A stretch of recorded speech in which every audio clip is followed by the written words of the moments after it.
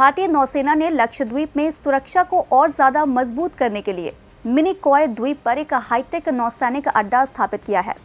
इसे आईएनएस जटायु के रूप में जाना जा रहा है। हाल ही में इसे भारतीय नौसेना में शामिल किया गया था।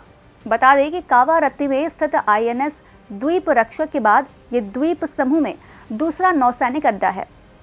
इस अड्डे से नौसेना टुकड़ी की मूवमेंट बढ़ेगी और पश्चिम अरब सागर में समुद्री डकैती और ड्रग्स के खिलाफ अभियान को तेज करने में मदद मिल सकेगी।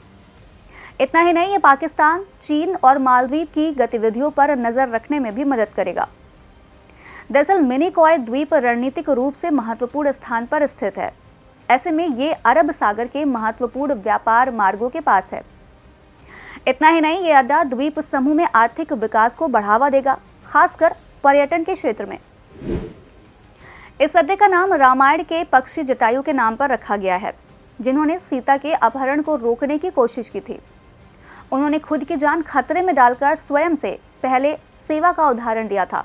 इसी आधार पर नौसेना के पोत आईएनएस जटायु का नाम भी सुरक्षा, निगरानी और निस्वार्थ सेवा की भावना से बेहद उपयुक्त है। इस नेवल बेस में मिलने वाली सुविधाओं की बात करें तो ये अड्डा युद्ध पोतों और अन्य जहाजों के लिए जेटी सुविधा प्रदान करेगा। ये अड्डा क्षेत्र में रडार निगरानी प्रदान करेगा।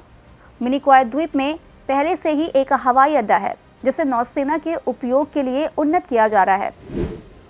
आमतौर पर एक नौसेना टुकड़ी में प्रशासनिक, रसद और चिकित्सा सुविधाएं होती हैं।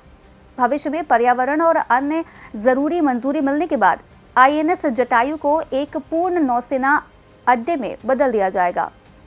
इसमें हवाई क्षेत्र, आवास और कर्मियों जैसी अतिरिक्त सुविधाएं भी शामिल होंगी।